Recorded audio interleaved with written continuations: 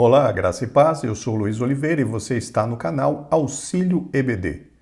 Estamos comentando a revista Lições Bíblicas Adultos da CPAD para o quarto trimestre de 2022. O título desta série de lições é A Justiça Divina, a preparação do povo de Deus para os últimos dias no livro de Ezequiel. O comentarista desta série de lições é o pastor Ezequias Soares. E chegamos hoje à lição de número 8, que tem por título O Bom Pastor e os Pastores Infiéis. O texto áureo da lição está no Evangelho segundo São João, capítulo 10, versículo 11, e nos diz: Eu sou o bom pastor. O bom pastor dá a sua vida pelas ovelhas. Já a verdade prática nos ensina. As Escrituras revelam Deus como o pastor do seu povo, mas isso se aplica também aos líderes eclesiásticos. Deus dá bons pastores ao seu povo e também remove os maus. Para a leitura bíblica em classe, temos o texto do livro do profeta Ezequiel, no capítulo 34, versículos do 1 ao 12. Acompanhe a leitura, por favor. E veio a mim a palavra do Senhor, dizendo: Filho do homem, profetiza contra os pastores de Israel. Profetiza e dize aos pastores: Assim diz o Senhor Jeová. Ai dos pastores de Israel que se apacentam a si mesmos. Não apacentarão os pastores as ovelhas? Comeis a gordura, e vos vestis da lã, e degolais o cevado, mas não apacentais as ovelhas. A fraca não fortalecestes, e a doente não curastes, e a quebrada não ligastes, e a desgarrada não tornastes a trazer, e a perdida não buscastes, mas dominais sobre elas com rigor e dureza. Assim se espalharam, por não haver pastor, e ficaram para pasto de todas as feras do campo, porquanto se espalharam. As minhas ovelhas andam desgarradas por todos os montes e por todo o alto outeiro. Sim, as minhas ovelhas andam espalhadas por toda a face da terra, sem haver quem as procure, nem quem as busque. Portanto, ó pastores, ouvi a palavra do Senhor. Vivo eu, diz o Senhor Jeová, visto que as minhas ovelhas foram entregues à rapina, e vieram a servir de pasto a todas as feras do campo, por falta de pastor, e os meus pastores não procuram as minhas ovelhas, pois se apacentam a si mesmos e não apacentam as minhas ovelhas. Portanto, ó pastores, ouvi a palavra do Senhor. Assim diz o Senhor Jeová: Eis que eu estou contra os pastores, e demandarei as minhas ovelhas da sua mão, e eles deixarão de apacentar as ovelhas, e não se apacentarão mais a si mesmos. E livrarei as minhas ovelhas da sua boca, e lhes não servirão mais de pasto. Porque assim diz o Senhor Jeová: Eis que eu mesmo procurarei as minhas ovelhas e as buscarei. Como o pastor busca o seu rebanho, no dia em que está no meio das suas ovelhas dispersas, assim buscarei as minhas ovelhas, e as farei voltar de todos os lugares por onde andam espalhadas no dia de nuvens e de escuridão. Segundo o plano de aula da revista, esta lição tem 3 objetivos. Primeiro, identificar o rebanho nas Escrituras. Segundo, descobrir os pastores infiéis de Israel. E, por fim, terceiro, refletir sobre o bom pastor. Queridos irmãos, como de costume, gostaria de lembrá-los que, para aqueles que assim desejarem, o arquivo com as notas de aula que eu utilizei para a gravação desta videoaula está disponível para download. O link para download está logo aqui abaixo, na descrição deste vídeo. Outro sim, meus irmãos, gostaria de comentar convosco, assim como temos feito durante todo o trimestre, que temos alguns grupos de WhatsApp destinados ao envio deste material que nós disponibilizamos, o arquivo com as notas de aula. Se você tem interesse em entrar em um destes grupos, por favor, envie uma mensagem nesse QR Code que está aparecendo aqui na sua tela, que aí do Brasil, nosso irmão Terêncio, muito gentilmente, vai enviar para os irmãos os links. Agora sim, meus irmãos, vamos para o comentário. Introdução. O profeta Ezequiel enfoca no capítulo 34 4 pontos sobre a figura do pastor, a saber, primeiro, os pastores infiéis, que vai do versículo 1 ao versículo 10. Segundo, Deus como futuro bom pastor, que abrange dos versículos 11 ao 16. Terceiro, o julgamento entre as próprias ovelhas, que vai do versículo 17 ao 22. E o Messias como o pastor de Deus, que abrange do versículo 23 ao 31. Nessa lição, meus irmãos, como o próprio título nos informa, nós vamos estudar a respeito da figura do pastor, tendo como base inicialmente as responsabilidades desse pastor ali dentro ou no meio do povo de Israel, mas também com alguns fatos que podem ser comparados com o ministério pastoral exercido no meio da igreja hoje. Então, a maior parte desta lição terá o foco em falar a respeito dos pastores, ou melhor dizendo, daqueles que exerciam cargo de liderança ali entre o povo de Judá e também no povo de Israel, e que, conforme nós vimos no título da lição, foram reprovados quanto às suas atitudes, quanto às suas responsabilidades de cuidar ali do povo de Deus, representado por Judá e também pelo povo de Israel. Este, então, será o foco da nossa lição hoje, analisar a conduta, as responsabilidades dos líderes que deveriam atuar ali no meio do povo de Israel e também no povo judeu, no povo de Judá e Jerusalém. Por limite de espaço, a presente lição se restringirá, ou seja, ela ficará restrita, será focada aos pastores infiéis e ao bom pastor. Conforme o comentarista mencionou, teriam 4 pontos a serem tratados nesse capítulo 34 de Ezequiel, porém a lição vai focar, vai se restringir, vai se, vamos dizer assim, se limitar a explicar ou a tratar apenas de 2 temas, que seria, conforme o comentarista mencionou aqui, os pastores infiéis e também o bom pastor, representado no Novo Testamento pela pessoa de nosso Senhor e Salvador Jesus Cristo. A palavra-chave para esta lição é pastor. Chegamos ao tópico 1, sobre o rebanho. Primeiro, é necessário identificar a ovelha no seu sentido literal para compreender o sentido metafórico.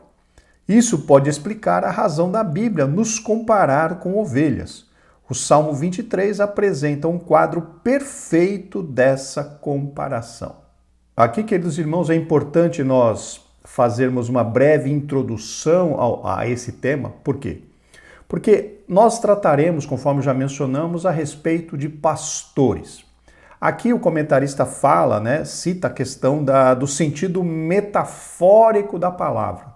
Conforme já tratamos em lições anteriores, quando se fala de metáfora, nada mais é do que uma comparação ou uma situação que é usada, que é vamos dizer assim, citada como uma comparação entre um outro fato importante. Então, no que diz respeito a essa lição, a Bíblia está mencionando ali no capítulo 34, Deus usando o profeta Ezequiel para falar contra os pastores que deveriam apacentar o povo de Israel.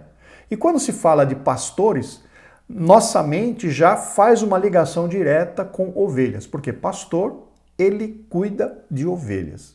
E isso significa, então, que como nessa lição nós vamos falar das responsabilidades dos pastores, é muito necessário, é muito importante que nós citemos a respeito do que seriam essas ovelhas. Então, esse tópico 1 vai tratar justamente dessa questão, e o comentarista menciona aqui que é importante, então, nós entendermos as ovelhas no sentido literal, ou seja, a ovelha como realmente um animal que existe, um um mamífero que nós encontramos na natureza. É importante nós entendermos algumas características desse animal para que nós possamos aplicar o comparativo, aplicar a metáfora quando se refere a nós, seres humanos. Então é isso que nós estaremos fazendo no início, ou neste tópico número 1, fazendo justamente um conhecimento, né, uma explanação a respeito do animal ovelha, para que possamos ter subsídios, né, para que possamos ter conhecimento, para podermos estabelecer uma comparação que faça sentido para nós. Subtópico 1, ovelhas. Ovelha é a fêmea do carneiro e o cordeiro é filho do carneiro até 1 ano. Das 74 vezes que o termo aparece no Novo Testamento, apenas uma vez é literal. Bom, queridos irmãos, aqui já é importante nós fazermos uma diferenciação. Em primeiro lugar, confesso para vocês que eu nunca tinha parado para pensar sobre isso, ou para ler, ou para estudar sobre isso. Nessa lição, acabou vamos dizer assim, me despertando uma curiosidade. E eu aprendi, eu vi algumas coisas interessantes, né, na literatura, na internet, a respeito desses animais. A primeira coisa a ser mencionada é que existem dois grandes gêneros desse tipo de animal. Existe um gênero chamado ovinos, e existe um gênero chamado caprinos. Gênero seria uma diferenciação, né, entre famílias desses animais. Então nós temos os ovinos. Os ovinos, dentro dos ovinos, fazem parte, em primeiro lugar, a ovelha. O que é a ovelha? A ovelha é a fêmea do ovino. Depois nós temos o carneiro. O que é o carneiro? O carneiro é o macho adulto. E depois nós temos o cordeiro. O cordeiro é o filhote do carneiro até 1 ano, ou seja, vamos dizer assim, não é o carneirinho, é o cordeiro. Quando nasce o filho do carneiro com a ovelha, quando nasce ele é chamado cordeiro.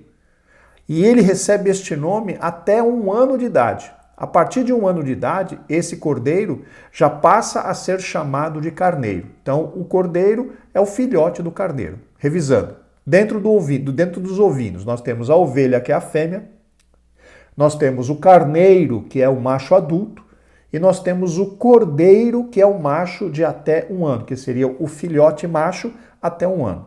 Essa é a família dos ovinos. E depois nós temos a família dos caprinos. E dentro da família dos caprinos nós temos a cabra, que é a fêmea, nós temos o bode, que é o macho adulto, e nós temos o cabrito, que é o macho filhote. Vejam que interessante. Eu não sabia dessa diferenciação. Enquanto dentro dos ovinos nós temos ovelha, carneiro e cordeiro, dentro dos caprinos nós temos a cabra, o bode e o cabrito.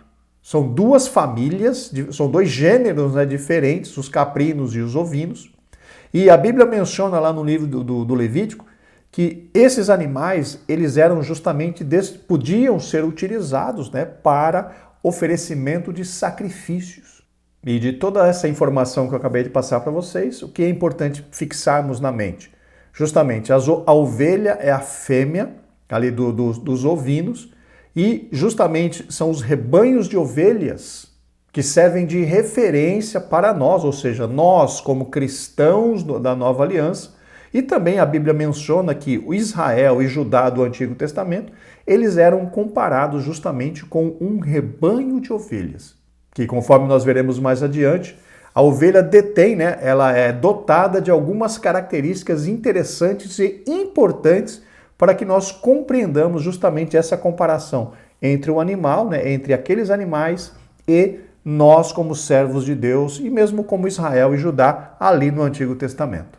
É um animal dócil e símbolo de sacrifício e redenção.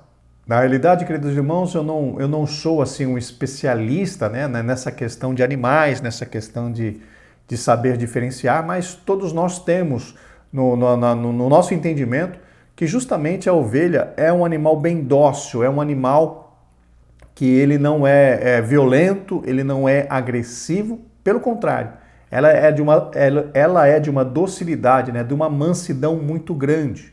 Mansidão essa que, inclusive, faz com que ela seja uma presa fácil para os predadores na natureza. Existem alguns textos na internet que justamente tentam tratar dessa questão da domesticação da ovelha. O que seria a domesticação da ovelha? Nós temos, para aqueles que não sabem, nós temos os animais que eles são chamados animais selvagens, que são aqueles animais que vivem aí, que viviam, né? Hoje está mais difícil de serem encontrados, mas os animais selvagens eram aqueles que viviam na floresta, viviam longe dos seres humanos, e por conta disso eles eram chamados animais selvagens. Todos os animais que passaram a conviver com os seres humanos, eles passaram por um processo que o pessoal chama de domesticação, ou seja, eles foram treinados para poderem estar ali, habitarem juntamente com os homens. E eu não sei se nessa domesticação das ovelhas fez com que ela realmente ganhasse essa docilidade, essa, vamos dizer assim, essa calma, né? Esse aspecto, né? Dócil, gentil, não gentil, né? Mas esse aspecto dócil, ou seja, sem nenhum tipo de violência, sem nenhum tipo de agressividade, totalmente dependente, totalmente submisso àquilo que os seres humanos desejam dela. Eu não sei se foi a domesticação, ou seja, esse processo de treinar esses animais para estarem ali habitando no meio dos homens, no meio dos seres humanos, mas provavelmente sim. As ovelhas passaram, né, a ser dóceis dessa forma, provavelmente por conta do processo de domesticação. Eu não tenho certeza quanto a isso, meus irmãos, porque como eu disse a vocês, eu não sou especialista, na realidade eu não estudei sobre este tema, não tive tempo de estudar, mas pelo que a gente faz uma rápida leitura aí pela internet, são essas as conclusões que nós podemos chegar. Mas os irmãos fiquem à vontade, se os irmãos tiverem condições e tempo de se aprofundarem mais no tema, certamente seria interessante para cada um dos irmãos na sua ministração. A natureza da ovelha e a sua relação com o ser humano resultam em diversas figuras que ilustram o relacionamento entre Deus e o seu povo. Uma das características mais marcantes das ovelhas, queridos irmãos, é a sua dependência em relação à ajuda externa. Como assim, dependência em relação à ajuda externa? A ovelha é um tipo de animal tão dócil, tão assim submisso, que as ovelhas elas não têm condição de se defenderem dos seus inimigos. Se as ovelhas não forem ajudadas de forma externa, elas seriam totalmente exterminadas pelos seus inimigos naturais. Eu estou falando das ovelhas domesticadas. Conforme mencionei, eu não tenho conhecimento das ovelhas quando elas eram selvagens, ou seja, antes de elas estarem no meio dos seres humanos. Eu não tenho informações a respeito disso. Mas o que nós sabemos hoje é que as ovelhas elas são incapazes de se defenderem contra os seus inimigos da natureza. Elas dependem totalmente de ajuda externa para se defenderem, para serem guiadas, para serem inclusive alimentadas. E são justamente estas características que fazem com que elas sejam um grande referencial, né, no que diz respeito aos cristãos, aos servos de Deus, no sentido da nossa necessidade profunda de recebermos ajuda externa. E que ajuda externa é essa? Justamente a ajuda do nosso Deus. Um cristão como ovelha nunca tem condição de se defender contra os inimigos pelas suas próprias forças. Nós sempre precisamos de ajuda externa. E que ajuda externa é essa? É a ajuda do nosso Deus Todo-Poderoso. Se não for aleluia, se não for a graça de Deus sobre a nossa vida, se não for aleluia, se não for a presença do Espírito Santo dentro de nós, meus irmãos, seríamos presas fáceis do inimigo das nossas almas. Mas porque temos a ajuda do nosso Deus, porque temos a ajuda e a intercessão do Consolador que mora dentro de nós, nós podemos caminhar vencedores na presença do Todo-Poderoso. Louvado seja o nome do Senhor. Então percebam as semelhanças entre uma ovelha que é totalmente dependente de ajuda externa e de nós como igreja, que somos totalmente dependentes da ajuda de Deus. O próprio Senhor Jesus Cristo chegou a mencionar que sem Ele nós nada podemos fazer. Subtópico 2, natureza. As ovelhas são animais indefesos e medrosos que se assustam facilmente e se dispersam rapidamente. Uma ovelha virada de costas, com as patas para cima, não consegue se levantar e, além de morrer depressa, torna-se presa fácil de predadores. Aqui um comentarista menciona, a respeito que as ovelhas são animais indefesos, como eu acabei de mencionar, as ovelhas são incapazes de se defenderem contra os seus inimigos, e essa incapacidade é justamente traduzida nessa expressão, indefesos, são animais indefesos e medrosos. O medroso aqui é como as ovelhas não têm capacidade de defesa própria em si própria, então elas normalmente acabam temendo todas as coisas. E essas características, queridos irmãos, reforçam mais uma vez aquilo que eu acabei de comentar, que elas realmente são totalmente dependentes de ajuda externa. Um rebanho de ovelhas, para que esse rebanho sobreviva, ele precisa de ajuda externa, porque se não tiver ajuda externa, no caso aqui representado pela figura do pastor ou dos pastores, esse rebanho estará fadado à destruição. Porque, conforme mencionamos, essas ovelhas não têm condições de se defenderem contra os seus inimigos com seus próprios recursos. Precisam realmente de ajuda externa. Somente o pastor pode socorrê-la. É, pois, necessário uma supervisão diária. As ovelhas não cuidam de si mesmas. Elas exigem atenções continuadas de dia e de noite, sob muitos aspectos. É justamente o que nós comentamos, meus irmãos. Elas não têm condições de se proteger e precisam de ajuda externa, inclusive, conforme mencionamos, até para se alimentar. E conforme o comentarista mencionou a respeito do Salmos 23, nós vemos ali algo bastante interessante. Quando nós lemos ali o Salmo de Davi, Salmo 23, nós vemos as atribuições do pastor. Por exemplo, diz lá, o Senhor é meu pastor, nada me faltará. Deitar-me fazem verdes pastos, guia-me mansamente pelas águas tranquilas, refrigera a minha alma, guia-me pelas veredas da justiça por amor do teu nome. Vejam então as atribuições do pastor: guiar as ovelhas para as águas, guiar as ovelhas para o alimento, guiar as ovelhas em proteção, conforme diz o próprio Salmo 23, ainda que eu andasse pelo vale da sombra da morte, não temeria mal algum, porque tu estás comigo, a tua vara e o teu cajado me consolam. Então percebam que a figura do pastor é importantíssima na vida do rebanho de ovelhas, porque sem a presença do pastor, aquele rebanho seria presa fácil para os inimigos, para os predadores naturais. O rebanho precisa de cuidados por causa dos predadores, conforme mencionamos, e de outros infortúnios, de outros problemas, como a presença de insetos e parasitas. Vejam aqui que o comentarista mencionando que a ação do pastor se dá tanto na questão da proteção externa contra inimigos que vêm de fora, mas também o pastor atuaria na questão da purificação da ovelha no que diz respeito aos pequenos problemas. Pequenos problemas que eu digo assim, seriam problemas decorrentes ali da vida da ovelha ali no campo, conforme o comentarista mencionou, a presença de insetos e parasitas. Essa questão trata justamente da responsabilidade do pastor, não de olhar para as ovelhas como sendo um grupo, ou apenas como um grupo, mas também olhar para cada ovelha no sentido individual, porque o pastor pode trazer proteção para o grupo todo, como é sua responsabilidade.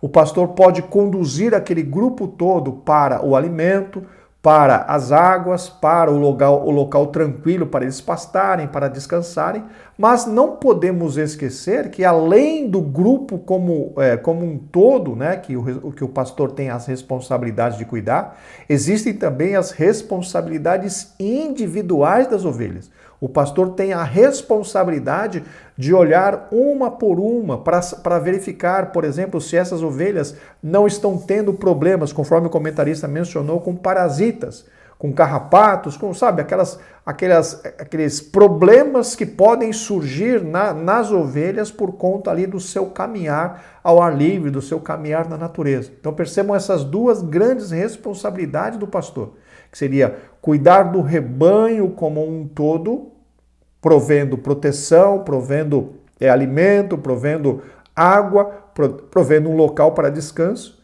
mas também no âmbito individual da ovelha, no âmbito ovelha por ovelha, para saber se ela não está doente, para saber se ela não está com problema de insetos, carrapatos, enfim, parasitas, precisando de um cuidado especial ou de um cuidado diferenciado em relação às outras ovelhas pelo fato de estar doente, pelo fato de estar sendo atacada por parasitas ou por carrapatos, enfim, os irmãos compreenderam. Uma visão global do rebanho, mas também uma visão individual em cada ovelha é pleonasmo, né? Mas uma visão individual para as ovelhas, para que cada uma receba justamente aquilo do que está precisando. Subtópico 3, o rebanho. O povo de Israel e a igreja são identificados diversas vezes na Bíblia como rebanho. Essa questão, queridos irmãos, é clara nas Escrituras, quando a Bíblia, né, chama a igreja e também chama Israel de rebanho, pois o próprio Cristo se intitulou pastor de ovelhas. Inclusive, nós lemos já ali, se eu não me engano, no texto áureo, quando ele fala, né? Eu sou o bom pastor. O bom pastor dá a sua vida pelas ovelhas. Numa referência clara de nosso Senhor Jesus Cristo, dizendo que os seus discípulos, aqueles que haveriam de seguir as suas pisadas, seriam realmente chamados de ovelhas. E ele seria o bom pastor. Além do sentido próprio do termo, figuradamente rebanho é aplicado a Israel por desfrutar do relacionamento pactual com Deus. Isso vale também para a igreja do Novo Testamento, e diversas vezes Israel era visto como ovelhas sem pastor. O que significa, meus irmãos, esse relacionamento pactual com Deus? Esse relacionamento pactual nada mais é do que aquilo que nós já comentamos anteriormente, que a igreja, quando comparada a um rebanho, ou mesmo Israel, quando comparado a um rebanho de ovelhas, significa que não é que nem a igreja, nem nós como cristãos e nem Israel conseguiria avançar ou conseguiria viver, conseguiria vencer os seus inimigos se não recebesse uma ajuda externa. E que ajuda externa seria essa? Justamente a ajuda do Deus Todo-Poderoso. Então esse relacionamento pactual com Deus, que o comentarista mencionou aqui, é justamente, se deu, né? Esse relacionamento pactual é justamente a aliança de cuidado que Deus fez com Israel, de que o Pai cuidaria, de que o Pai guiaria, de que o Pai alimentaria, vestiria, calçaria, daria a terra que emana leite e mel. Tudo isso foi um pacto que Deus fez com os israelitas ali, numa relação pactual. Deus tomou para si a responsabilidade de cuidar daquele povo, de alimentar aquele povo, de guiar aquele povo, ou seja, Deus firmou uma aliança de compromisso com aquele povo, justamente porque aquele povo não conseguiria se manter, não conseguiria proteger a si mesmo contra os grandes inimigos, no caso aqui do reino espiritual. E em relação à igreja é da mesma forma. Nós, como servos de Cristo, nós não temos condição de nos proteger, nós não temos condição em nós mesmos de vencer as batalhas, nós precisamos de ajuda externa. E que ajuda externa é essa? É justamente na pessoa de nosso Senhor e Salvador Jesus Cristo, o bom pastor. Nós, como servos de Deus hoje, temos um relacionamento pactual com Cristo, ou seja, nós fizemos um pacto de obediência com Cristo. Quando nós aceitamos Cristo como nosso Salvador, ele passa a ser Senhor da nossa vida e nós firmamos uma aliança com ele. Uma aliança de obediência, uma aliança de serviço, uma aliança de amor, uma aliança de dedicação. E enquanto nós permanecermos fiéis a essa aliança com o nosso Senhor, ele permanecerá fiel. Não é que ele vai deixar de ser fiel, ele sempre é fiel. Mas se nós quisermos desfrutar das benesses, da ajuda, da misericórdia e da graça de Deus nas nossas vidas, nós precisamos nos esforçarmos para cumprirmos, para mantermos essa aliança, para cumprirmos os termos dessa aliança que nós firmamos com Ele. Então, que fique claro, nós temos um relacionamento pactual com o nosso Deus. Nós fizemos um pacto com Ele. O aceitar a Cristo como nosso Salvador é fazer uma aliança, um pacto com esse Deus maravilhoso, um pacto de obediência, um pacto de fidelidade, um pacto de serviço. Porque, conforme já mencionamos e repetimos algumas vezes, nós não temos condição de nos proteger contra os nossos inimigos. Subtópico 4, os pastores. A palavra pastores de Israel, no contexto de Ezequiel, bem como no de Jeremias 23, de 1 a 5, se refere aos governantes. Meus irmãos, conforme mencionamos há pouco, Israel vivia ali um pacto com Deus, uma relação pactual com Deus. Por quê? Porque Israel não teria condições de proteger a si mesmo em relação aos seus inimigos. Nós vemos lá aqueles dois enfoques do trabalho do pastor, que seria, em primeiro lugar, dirigir, alimentar e proteger, mas também tinha aquela relação individual, aquele cuidado individual. E como é que se dava essa questão do cuidado de Israel por parte de Deus? Se dava justamente por pessoas designadas por Deus para executarem esse trabalho, esta função. Deus, ele não pastoreava o povo diretamente. Deus pastoreava, cuidava do povo como ovelhas através de outras pessoas. E aqui o comentarista menciona que, no entendimento do comentarista, esses pastores eleitos por Deus eram os governantes. Porém, queridos irmãos, eu gostaria só de apresentar uma outra visão, uma visão diferente do que essa que o comentarista mencionou aqui, porque quando nós lemos que ele menciona governantes, o que vem à nossa mente são os reis. Porém, queridos irmãos, vocês hão de concordar comigo que para os reis, ou se nós formos mencionar que apenas os reis tinham a responsabilidade de pastorear o povo, os irmãos vão de concordar comigo que a questão da proteção da nação, a questão da alimentação, a questão da direção, seria mais fácil para que o rei fizesse. Porém, a questão do cuidado individual que as ovelhas precisam ter, essas questões essa responsabilidade se perderia, porque um governante, um rei, mesmo que fossem 10 reis ou 10 pessoas que formassem ali o governo, seria impossível 10 pessoas, ou 15 ou 20 pessoas, cuidar de forma individual de uma nação inteira. Então, eu não vejo como apenas os governantes terem essa responsabilidade de pastorear o povo. Champlin vai um pouco mais longe. Champlin não menciona a respeito apenas dos governantes. Champlin menciona que, além dos reis, que podem ser tanto os reis quanto os príncipes, tinham a responsabilidade de pastorear Israel. Além dos reis, dos príncipes, também os sacerdotes, os profetas e principalmente, queridos irmãos, os anciãos. Esse posicionamento do Champlin, para mim, faz todo sentido. Eu não estou aqui querendo, mais uma vez, repetindo, eu não estou querendo aqui corrigir o comentarista. Eu estou querendo apresentar para vocês uma outra visão. A visão do Champlin, para mim, é uma visão que faz mais sentido. Porque, conforme eu mencionei, o rei, na sua posição, ele não tem condições de cuidar das pessoas no individual. Ele cuida das necessidades do grupo. Proteção, alimentação, direção. O rei, ele pode trazer ou pode atuar sobre uma nação desta forma, mas o cuidado individual, que uma ovelha porque está doente, a outra ovelha porque tem um outro problema, a outra ovelha que tem um outro problema, o rei não conseguiria cuidar dessas ovelhas. Então, como é que essas ovelhas seriam cuidadas? Justamente pela ação de outras pessoas, e conforme o Champlin mencionou, do corpo sacerdotal, tanto do sumo sacerdote como aqueles que trabalhavam, que tinham a responsabilidade de trabalhar ali com as coisas de Deus em Israel. Além desses, os profetas. E além desses, e principalmente os anciãos, porque quem eram os anciãos? Os anciãos eram aquelas pessoas mais velhas que estavam ali mais próximas do povo.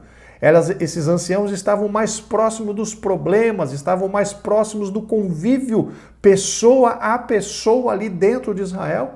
E eles justamente poderiam ser usados, ou eles poderiam exercer esta função de pastores, ou seja, função de dar suporte, de dar ajuda, de ajudar a cuidar daquele povo através da graça de Deus sobre a sua vida. Eram responsabilidades que Deus havia colocado sobre os ombros dessas pessoas, justamente de cuidar ali do povo de Israel. E na igreja, queridos irmãos, é da mesma forma. Cada um de nós é cuidado por aqueles que exercem liderança sobre nós. E não estou falando apenas do pastor da igreja. Todos os líderes de departamento, todas as pessoas que têm cargo de gestão na igreja, os líderes em geral, líderes de departamento, líderes de escola dominical, professores, líder de jovem, líder de criança, líder de adolescente, líder de adultos, professores de classes diversas, obreiros, diáconos, todas essas pessoas que exercem cargo de gestão, cargo de liderança na igreja, elas precisam assumir essa posição de serem pastores dos seus liderados, ou seja, pessoas que exerçam, além da liderança, exerçam também o cuidado sobre a vida dos seus liderados. Vejam então como é maravilhoso o trabalhar de Deus. Deus vai cuidar da igreja através dos líderes que ele mesmo colocou nessa igreja, conforme eu mencionei. Qualquer líder de grupo, qualquer pessoa que exerce um cargo de liderança na igreja, um cargo de gestão na igreja, esta pessoa tem sobre os seus ombros a responsabilidade de pastorear os seus liderados. E o que é o pastorear? É mandar, é dar ordem, é direcionar, vamos dizer assim, ordenar? Não. A posição do pastor é mais além, de liderança. Ele também precisa cuidar destas vidas, cuidar destas almas, ajudar no tratamento dos problemas individuais dos seus liderados. Essas são algumas das responsabilidades dos líderes, quer seja em Israel, quer seja dentro da Igreja de Cristo. O sistema político da antiguidade de Israel era teocrático, ou seja, tinha Deus como o seu líder.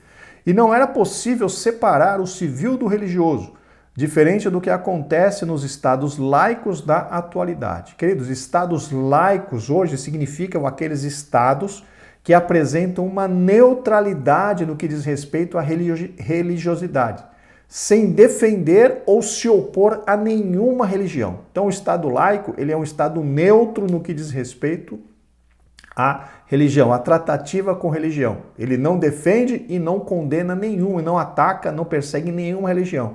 É um estado totalmente neutro, o que era diferente de Israel, porque como o próprio comentarista mencionou, o início de Israel, lá no início de Israel, o sistema de governo era teocrático, ou seja, era Deus quem dirigia o povo, e Israel, conforme todos nós sabemos, estava a direção, vamos dizer assim, o sistema que dirigia Israel estava totalmente relacionado e ligado com a questão religiosa. Realmente não havia distinção entre a religião e a administração do país. Mesmo o rei, quando ali o povo pediu o rei ali na época de Samuel, mesmo quando isso aconteceu, era a responsabilidade do rei dirigir a nação de acordo com o livro da lei de Moisés, ou seja, de acordo com a vontade do Deus Todo-Poderoso.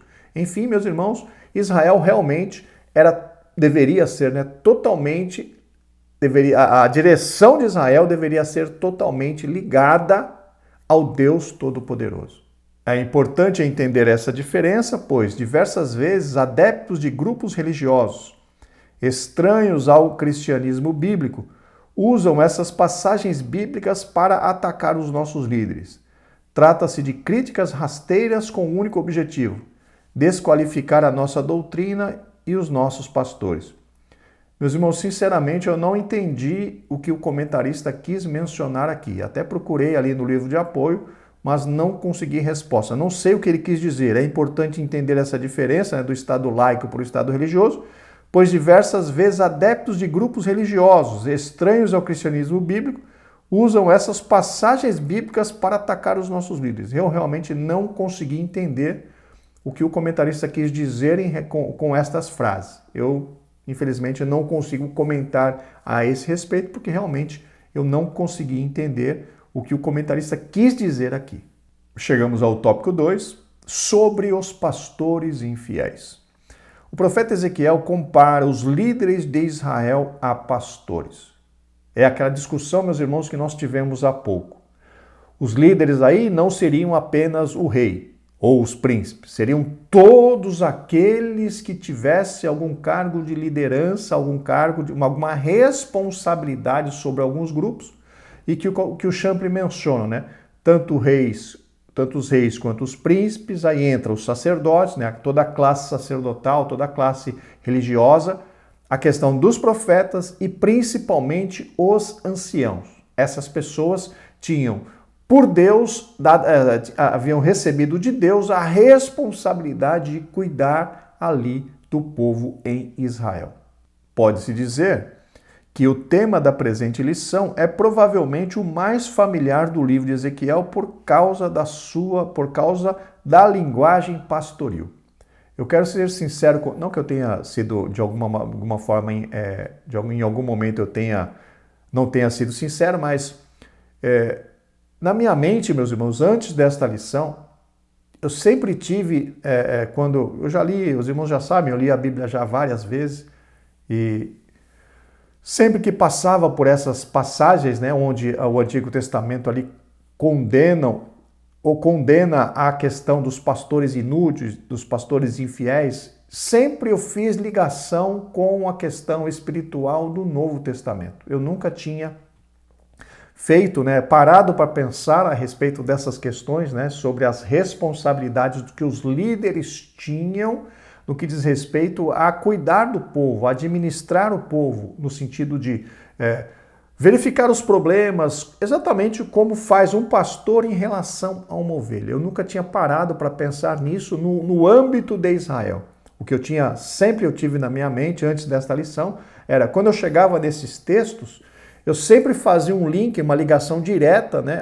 Deus aqui está falando para os pastores do Novo Testamento, os pastores, as pessoas que cuidam da igreja hoje na Nova Aliança. Mas o que eu percebi através do estudo desta lição é que realmente há uma ligação entre o que acontecia ali em Israel com o que acontece hoje, mas existia essa responsabilidade dos líderes ali em Israel justamente de cuidar dos seus liderados como um pastor cuida das ovelhas. Então, quando os profetas falam a respeito dos pastores infiéis, eles não estão falando só dos infiéis hoje na Nova Aliança. Eles já estavam falando dos infiéis ali, na sua época, as pessoas que tinham a responsabilidade de cuidar do povo e não o faziam, né? Quando se fala de pastores infiéis, são pastores que não estão cumprindo com a sua responsabilidade diante de Deus e diante do povo.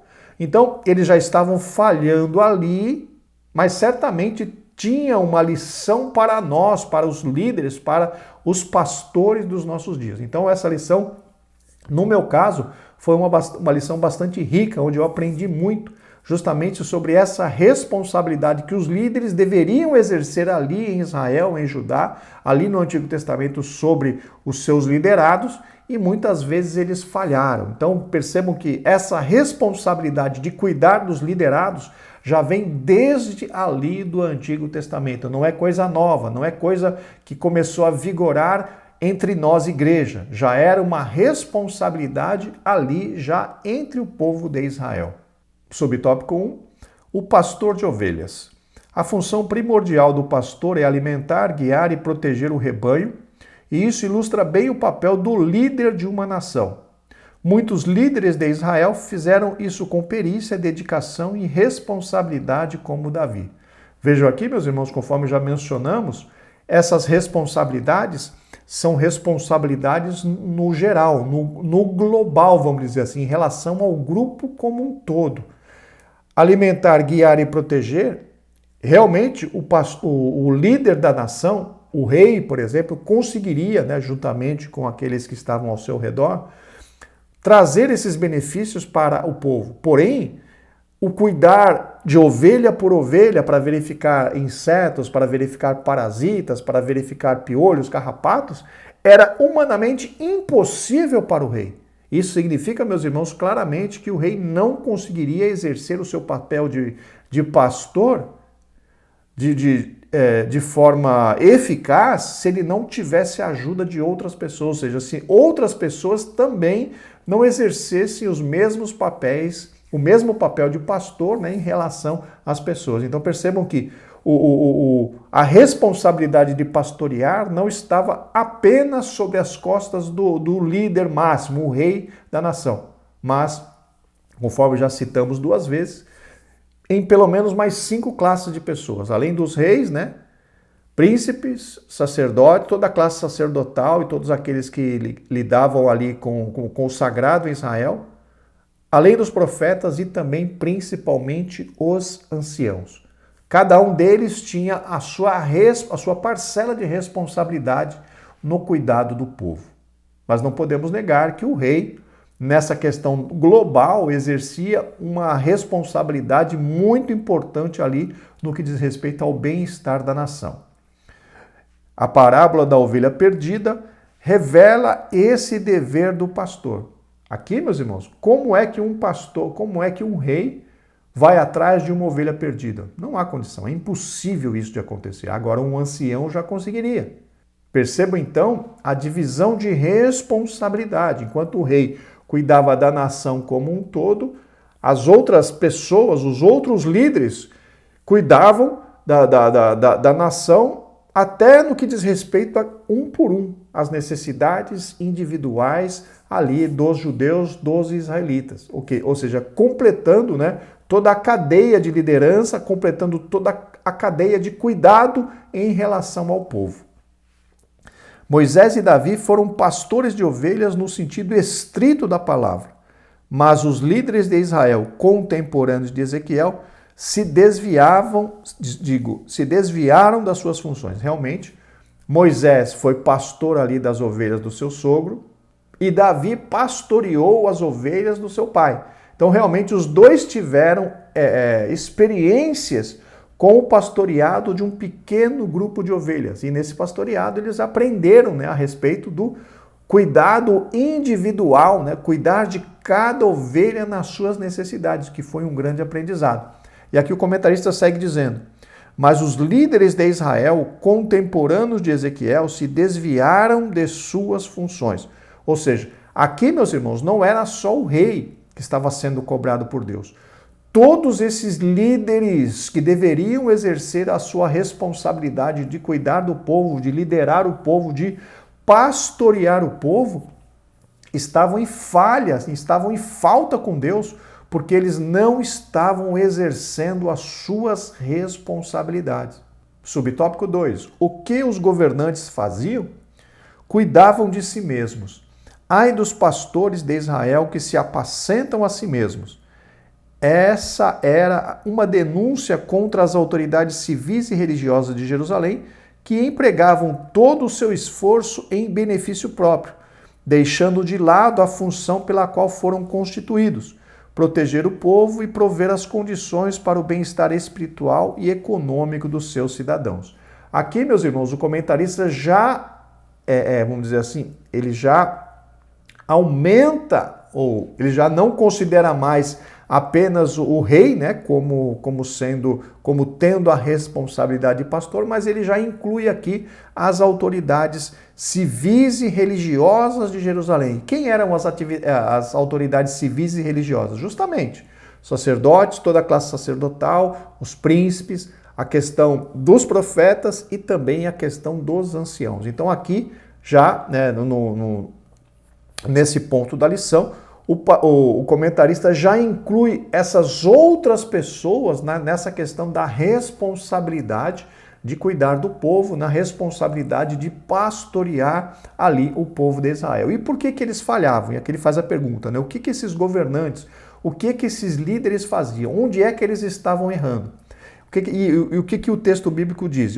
E aqui mesmo ele fala que ao invés de se preocuparem em cuidar das necessidades dos seus liderados, aqueles líderes, aqueles pastores estavam preocupados em tirar vantagem, em obter algum tipo de vantagem sobre essas pessoas. Ou seja, ao invés de cuidar dos seus liderados, eles estavam mais preocupados em cuidar das suas próprias necessidades. E que necessidades seriam essas?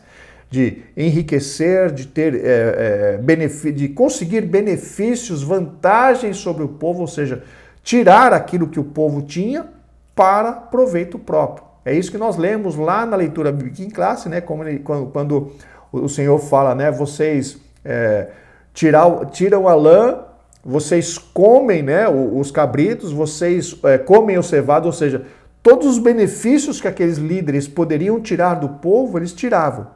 Porém, eles se recusavam a cuidar, a apacentar aquele povo. É por isso que o texto diz, né? Eles estavam apacentando a si mesmo, estavam engordando, eles estavam enriquecendo, eles estavam crescendo socialmente e economicamente. Por quê? Porque eles estavam tirando vantagem daqueles que eles precisavam, que eles tinham a responsabilidade de cuidar e negligenciavam o cuidar daquelas ovelhas. E aí, meus irmãos, eles despertaram a ira do Deus Todo-Poderoso, porque eles, sobre os ombros daquelas pessoas, pesava a responsabilidade de apacentar, de cuidar do povo. Só que eles não estavam cuidando do povo, eles estavam cuidando dos seus próprios interesses. E no linguajar bíblico, isso significa que eles estavam apacentando a si mesmos. O profeta mostra 3 práticas deploráveis deles numa linguagem metafórica.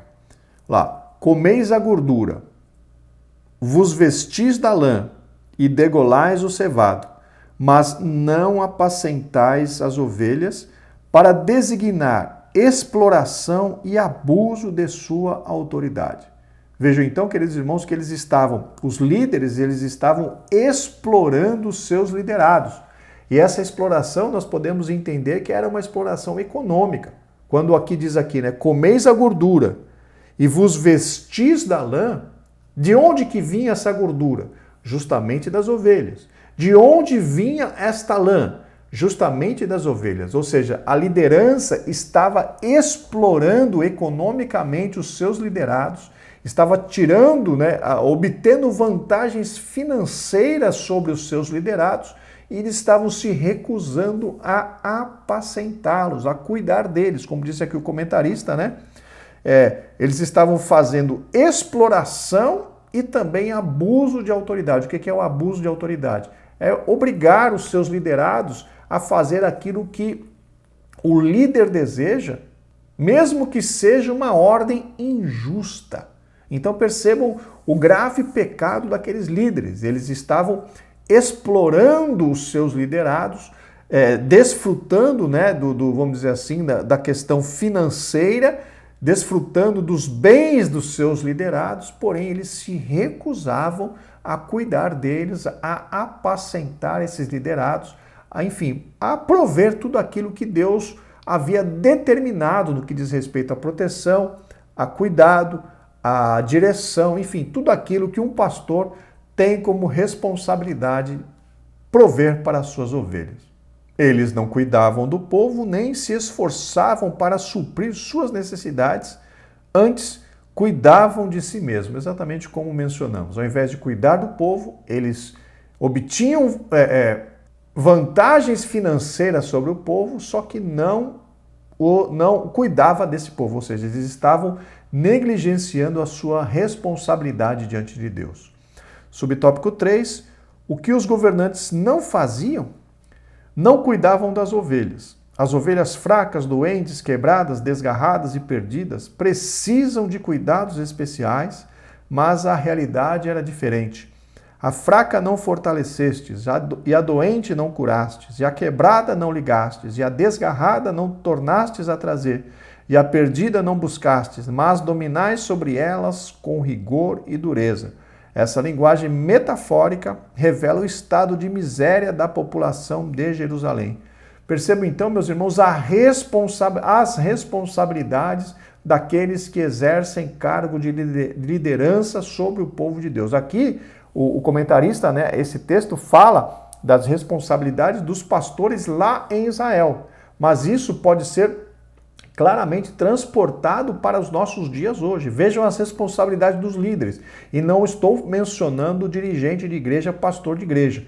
Eu estou me referindo a todos aqueles que exercem cargo de liderança na igreja.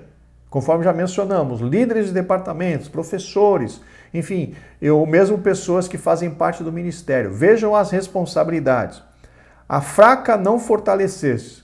A responsabilidade é fortalecer as ovelhas fracas.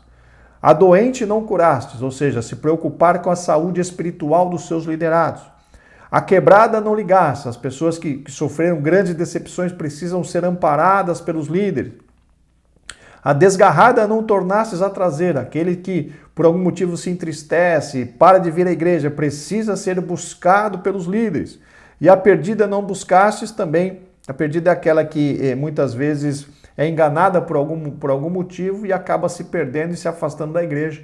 A liderança também tem a responsabilidade de buscar essas vidas.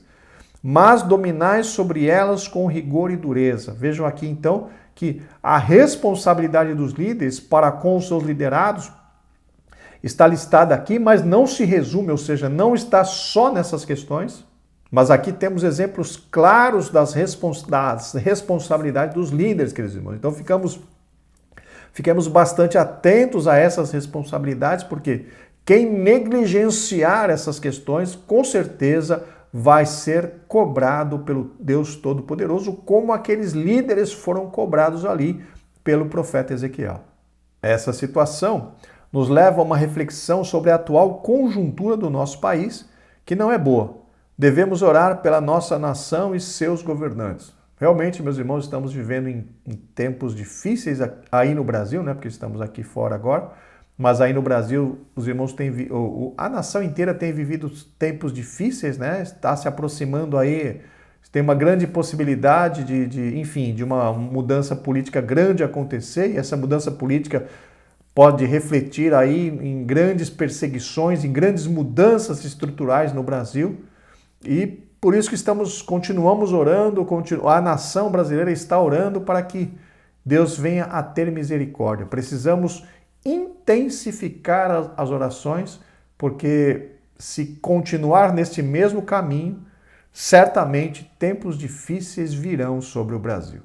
Subtópico 4, as ovelhas dispersas. Ezequiel dirige esses oráculos divinos à casa de Judá, mas a mensagem diz respeito a todos os filhos de Israel, até mesmo os dispersos dispersos pelos assírios. Quando fala aqui pelos assírios, se está se referindo ao reino do norte, Israel, né, que foi para o cativeiro muito antes de Judá e de Jerusalém. Conforme nós já mencionamos em lições anteriores, no final do livro de Ezequiel existem promessas de restauração do povo de Israel, povo como um todo, né? Não apenas Judá e Jerusalém, mas Israel como um todo. Existem promessas de Deus ali no livro de Ezequiel, promessas de restauração. Então aqui o comentarista menciona, né, que essas ovelhas dispersas não se referem apenas aos judeus, mas sim a todos os habitantes, né, a todos os descendentes de Israel, que envolve os judeus e também os israelitas das outras 10 tribos, porque no meio dos judeus estavam ali tanto a tribo de Judá quanto a tribo de Benjamim. E no reino do norte, as outras 10 tribos. Então, quando essa promessa de Deus foi feita através de Ezequiel, estão englobados, essa promessa abrange a todas as 12 tribos de Israel, promessa de restauração a todas elas. A mesma diáspora aconteceu em Judá com a destruição de Jerusalém, mas não é possível saber a data do pronunciamento desse discurso, se antes ou depois da queda da cidade santa. Meus irmãos, o que o comentarista quer dizer aqui é que não há como datar, né, quando foi que essa mensagem, né, dos versículos 5 e 6 de Ezequiel foi pronunciada. Se era uma palavra profética que se cumpriria dali a pouco tempo, ou se era uma palavra, né, se eram fatos, né, que já tinham ocorrido e que Deus estava usando Ezequiel para falar a esse respeito. É exatamente isso que o comentarista quer dizer. Não dá para saber se essa palavra dos versículos 5 e 6 se referiam naquele momento a fatos que aconteceriam ou a profecias, né, que aconteceriam ou a fatos que já haviam acontecido quando o profeta foi usado por Deus. O profeta recebeu a notícia dessa derrocada algum tempo depois da destruição de Jerusalém, no ano do 10º mês ao 5 do mês. Segundo os dados fornecidos nessa passagem, parece indicar 8 de janeiro de 585 a.C. Aqui, meus irmãos, o comentarista cita quando foi que Ezequiel recebeu a notícia de que Jerusalém havia sido conquistada e destruída. Chegamos agora ao tópico 3, sobre o bom pastor. O próprio Deus toma as dores das ovelhas e se coloca, ele mesmo, como o pastor do rebanho. Os Salmos 23 e o discurso de Jesus como bom pastor deixam isso muito claro. O que o comentarista provavelmente quis dizer aqui, meus irmãos, é que no texto de Ezequiel, quando o próprio Deus diz que ele mesmo iria em busca das suas ovelhas, isso nada mais significa, né? Isso nada mais é do que quando o ser humano falha no que diz respeito às suas responsabilidades, Deus passa a agir de uma outra forma. Muitas vezes o próprio Deus vai atrás das suas ovelhas, mas normalmente o que nós vemos acontecer é Deus levantando outras pessoas para fazerem aquilo que Deus havia designado. Deus normalmente se utiliza de pessoas para que a sua obra seja realizada. E quando alguma pessoa falha, ou quando alguma pessoa se revolta ou se recusa a fazer a obra de Deus, Deus levanta outras pessoas para realizar aquela obra, porque, conforme já mencionamos, todos nós podemos aceitar ou recusar o convite de Deus, todos nós podemos aceitar ou recusar as ordens de Deus. Porém, aquilo que Deus determinou que precisa ser feito, se nós não fizermos, Deus vai levantar outras pessoas para realizar a sua vontade, porque Deus vela por sua palavra para a cumprir. Sobre tópico 1, a reação divina contra os maus pastores. Eles não visitaram as ovelhas no sentido de cuidar delas. Agora é Deus quem vai visitar estes maus pastores no sentido de castigar. Queridos, é muito importante que nós tenhamos essa questão em mente. As responsabilidades que Deus nos dá, que Deus coloca sobre os nossos ombros, elas precisam ser desempenhadas por cada um de nós. Se nós nos negarmos a atender ao chamado de Deus para a obra, ao chamado de Deus para a responsabilidade, vai chegar um momento em que o Senhor vai cobrar de cada um de nós. É a questão do servo inútil, onde a Bíblia menciona, né, o Senhor Jesus falando ali das parábolas, por exemplo, a parábola dos talentos. Aquele que enterrou o seu talento, ou seja, aquele que se recusou a usar aquilo que Deus havia colocado nas suas mãos para realizar a obra de Deus, aquela pessoa foi duramente cobrada pelo Todo-Poderoso. Isso significa que todo dom que nós recebemos, e o dom que eu quero dizer aqui é todo dom de serviço que nós recebemos, ou mesmo o dom ministerial, enfim, todos os dons que Deus colocou nas nossas mãos, eles precisam ser desempenhados, precisam ser trabalhados. Se nós negligenciarmos essa questão, meus irmãos, nós seremos cobrados por Deus. Justamente como aqueles maus pastores, maus obreiros, foram cobrados ali na época ali de Ezequiel. Aqui o comentarista está dizendo claramente, eles não visitaram as ovelhas no sentido de cuidar delas. Agora é Deus quem vai visitar esses maus pastores no sentido de castigar. Eles se recusaram a desempenhar uma responsabilidade que Deus havia lhes dado. Agora só restava para a vida deles o castigo de Deus. Então, queridos, é muito importante que nós cristãos da nova aliança, tenhamos essa visão correta a respeito dos dons que nós recebemos de Deus. Nós precisamos usar estes dons, nós precisamos atender à determinação de Deus para trabalharmos na sua obra, para realizarmos a vontade de Deus. Por quê? Porque se nós não o fizermos, nós seremos cobrados em relação a isso. E eu digo mais longe, corremos o risco de perder a salvação se formos negligentes no uso dos dons que Deus colocou nas nossas mãos. Por quê? O resultado da parábola dos talentos é muito claro.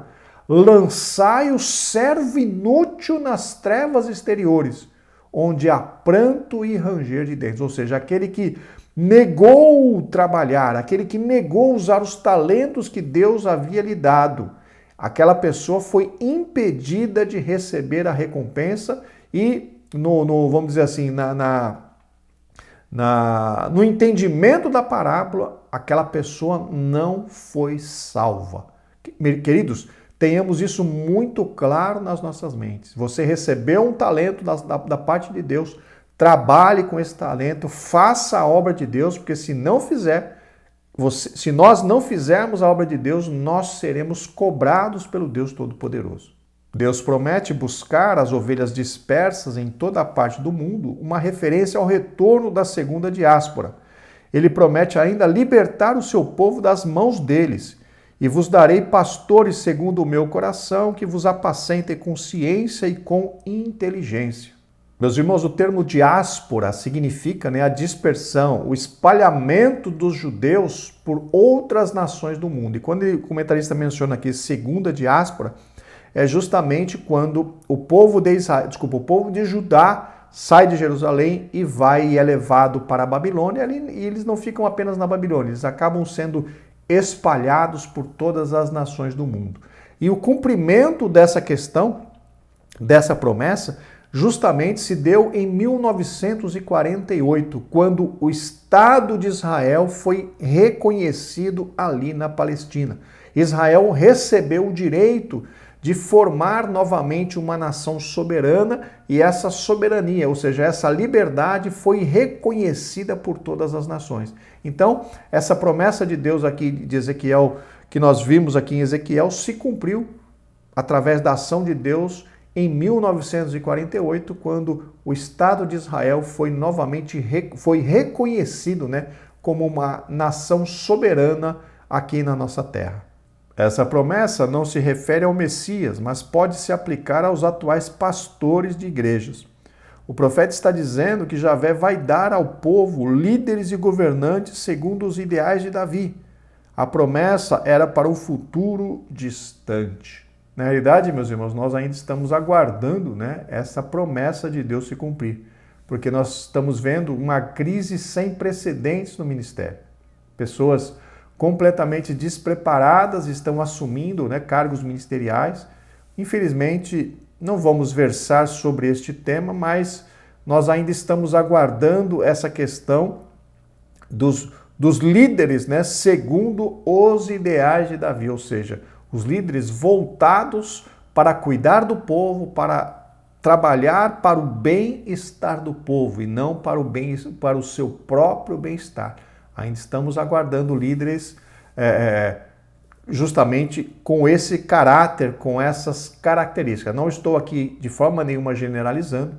Temos muitos líderes que são realmente homens de Deus. Eu estive ali em Limeira por 18 anos. Na realidade, durante toda a minha vida na igreja, estamos aí com um pouco mais de 30 anos, nós estamos aí com 32 anos na fé. Primeiro, nós passamos a primeira parte da nossa fé lá em São Paulo, no Itaquera, setor 9, pastor José Pereira da Silva. Passamos ali de 30 de setembro de 90, quando aceitamos a Cristo, até 2004, quando saímos de São Paulo e fomos para Limeira. Então, de 90 a 2004 são 14 anos. Aí vivemos mais praticamente 18 anos em Limeira, de 2004 até 2022. Então, em São Paulo, na gestão do pastor José Pereira da Silva, não temos o que reclamar, um homem de Deus, um homem realmente com o coração na obra, um homem justo, um homem direito, um homem sensato. Em Limeira, nos 18 anos, passamos pela gestão de duas pessoas, de dois pastores, o pastor Joel Amâncio de Souza, um santo homem de Deus, uma referência para nós, uma referência na leitura da Bíblia, uma referência enfim. Pastor Joel Amâncio é uma referência para nós. E depois, quando ele jubilou, o seu filho, pastor Levi Ferreira de Souza, assumiu ali a direção da igreja de Limeira, também um outro grande homem de Deus, que não temos o que dizer, né, dos nossos líderes, dos líderes que eu tive, porém nós sabemos, né, que em outros lugares nós encontramos aí, nós ouvimos falar, né, de líderes que realmente não têm aí os mesmos ideais de Davi. Então, queridos irmãos, nós entendemos que existe ainda um longo caminho pela frente para que essa promessa de Deus se cumpra, né, da igreja, toda a igreja receber líderes, né, segundo ali os ideais de Davi. Subtópico 2, Jesus, o bom pastor. O Senhor Jesus disse: Eu sou o bom pastor. Ele é o grande pastor das ovelhas, pois que, assim como Javé vai trazer de todas as nações os judeus dispersos para a terra dos seus antepassados, o que já está acontecendo em Israel, no Oriente Médio, da mesma forma o Senhor Jesus estará congregando de todas as nações as ovelhas do seu redil. Todas as profecias do Antigo Testamento se convergem para o Messias. Queridos, as ovelhas aqui que o comentarista mencionou que o Senhor Jesus Cristo está congregando é justamente a igreja. O Senhor Jesus tem salvado almas em toda a terra e essas almas têm se reunido, têm se congregado como sendo o grande rebanho de Cristo sobre esta terra. Nós estamos ainda no meio dessa agregação, ainda tem pessoas sendo salvas, esse rebanho tem aumentado para a glória de Deus, ou seja, Cristo está ali reunindo as almas, reunindo o rebanho em torno de si mesmo, salvando, libertando, transformando vidas para a glória e honra do seu santo nome. Subtópico 3, o pastor cristão. O bom pastor é aquele que está disposto a arriscar a vida pelas ovelhas, assim como fez Davi enfrentando um leão e um urso. Meus irmãos, nós vemos que essa questão apontada pelo comentarista, né, que o bom pastor é aquele que está disposto a arriscar a vida pelas ovelhas, assim como fez Davi enfrentando um leão e um urso. Somente pastores, somente aqueles que têm a convicção clara do seu chamado, são aqueles que estão dispostos a fazer isso. Para chegar nesse estágio, para chegar nessa condição, a pessoa precisa ter clareza do seu chamado ministerial, precisa ter convicção de que foi chamada por Deus para isso, porque essa entrega, essa abnegação, ou seja, vamos dizer assim, essa mudança de foco de si mesmo para os seus liderados é algo que poucas pessoas conseguem fazer. Todo aquele que tem na sua mente ou tem no seu coração o desejo de ser pastor, de pastorear, de liderar, precisa ter essa questão muito clara na sua mente.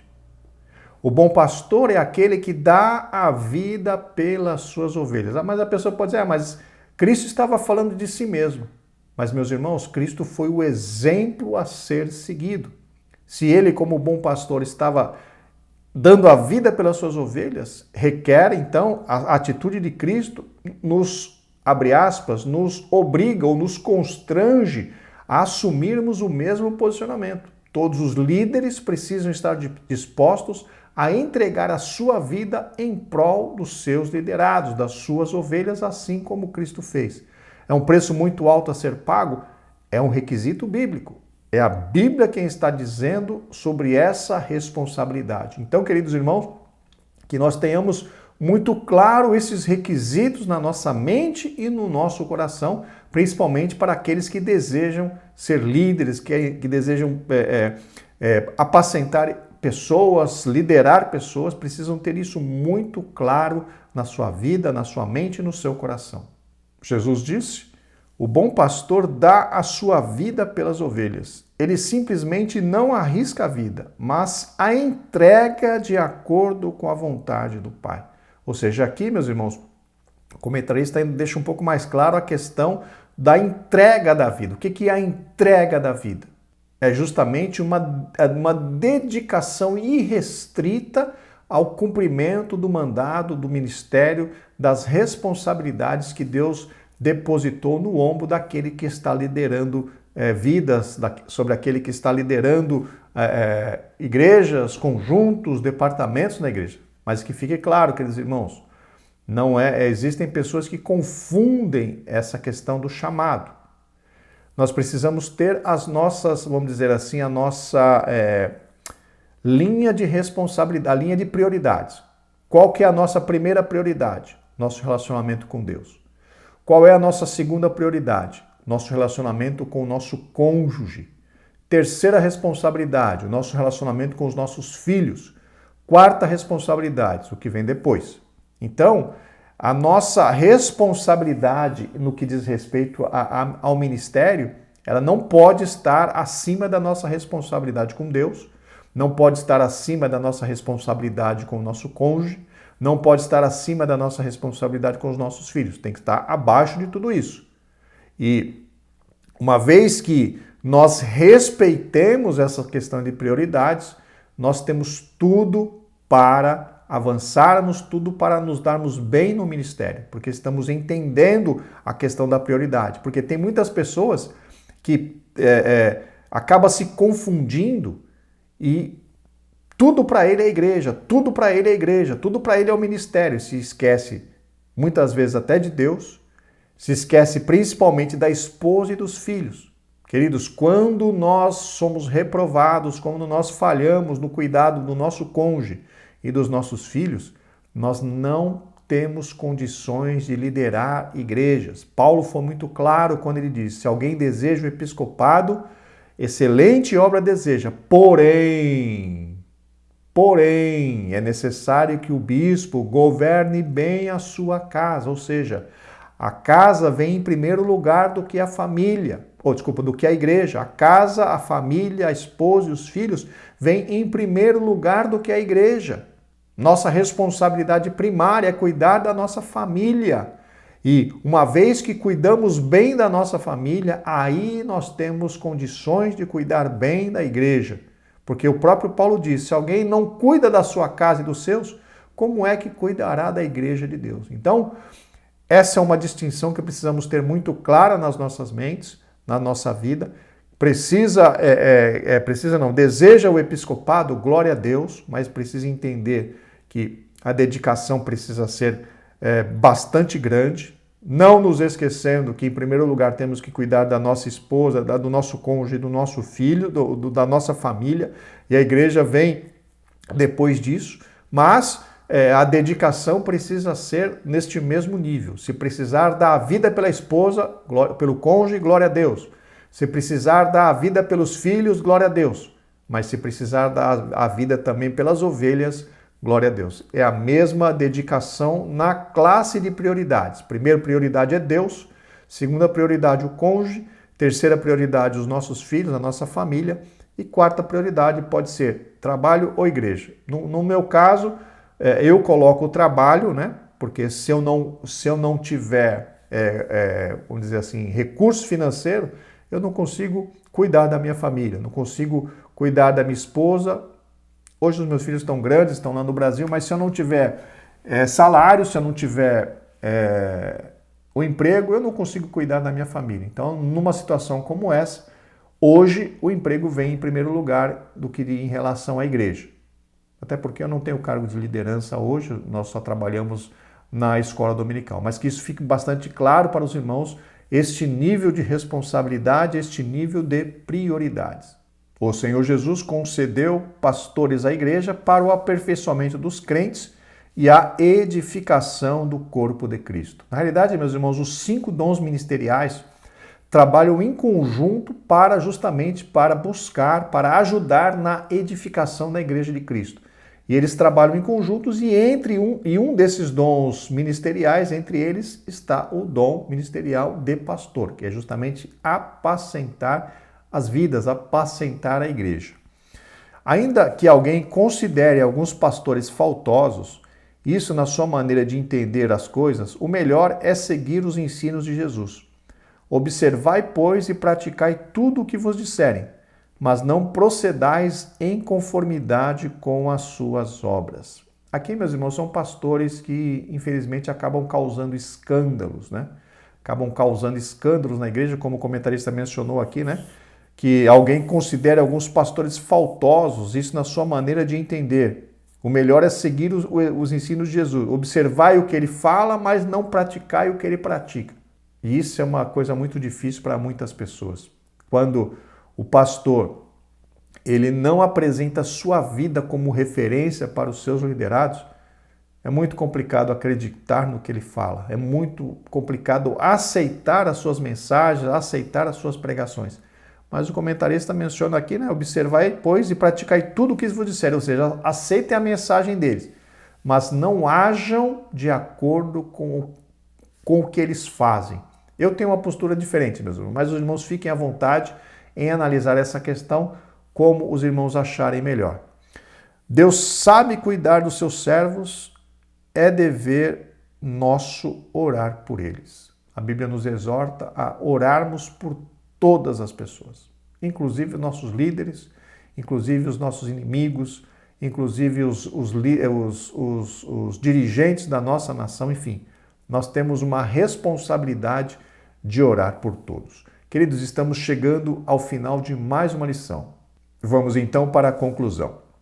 O comportamento do ser humano se compara em muitos aspectos aos das ovelhas e, por essa razão, Deus nos chama nas Escrituras de ovelhas. Há entre elas aquelas que dão marradas umas nas outras para marcar território, o que não é diferente entre nós, seres humanos. Há competições entre ovelhas. Isso desagrada a Deus. O nosso relacionamento entre os irmãos deve ser de maneira que glorifique a Deus. Queridos, onde há pessoas, sempre haverá problemas. Que o Senhor nos dê graça para lidar bem com esses problemas e também para que o Senhor nos dê palavras de orientação para essas pessoas que muitas vezes causam problemas no meio da igreja. Muito obrigado pela sua companhia, pela sua oração, por tudo que os irmãos têm feito pelo nosso humilde trabalho. Se Deus quiser, na próxima semana estaremos aqui para comentar a lição de número 9. Graça e paz, que Deus os abençoe.